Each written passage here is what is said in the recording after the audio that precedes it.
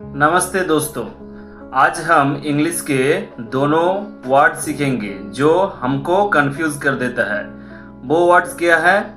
वो है एक्सप्रेस और रिप्रेजेंट। तो चलिए वीडियो में आगे बढ़ते हैं और आप अंत तक देखिएगा और सीखिएगा। बहुत से स्टूडेंट्स इन दोनों का मतलब एक जैसा समझ लेते हैं, लेकिन इनका यूज अलग अलग सिचुएशंस में होता है।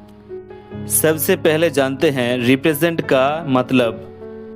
रिप्रेजेंट का अर्थ होता है किसी व्यक्ति, समूह, विचार या चीज का ओर से खड़ा होना, उसका प्रतिनिधित्व करना।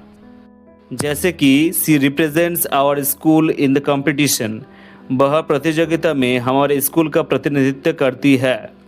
और एक देख लेते हैं, the flag represents our country, यह झंडा हमारे देश का प्रतिनिधित्व करता है।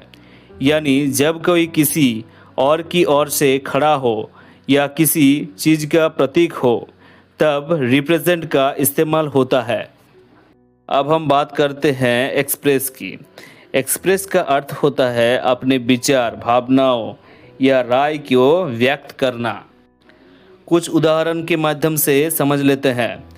ही एक्सप्रेस्ड हिज फीलिंग्स ऑनेस्टली, उसने अपनी भावनाएं ईमानदारी से व्यक्त की। और एक उदाहरण देख लेते हैं, प्लीज़ एक्सप्रेस योर ओपिनियन, कृपया अपनी राय व्यक्त करें।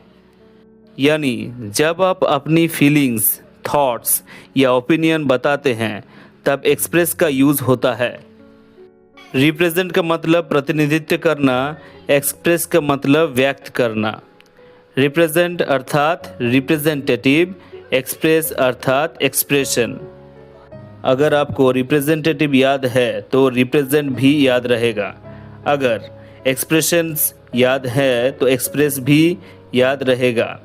जैसे कि she represents India in the Olympics, वह ओलंपिक में भारत का प्रतिनिधित्व करती है।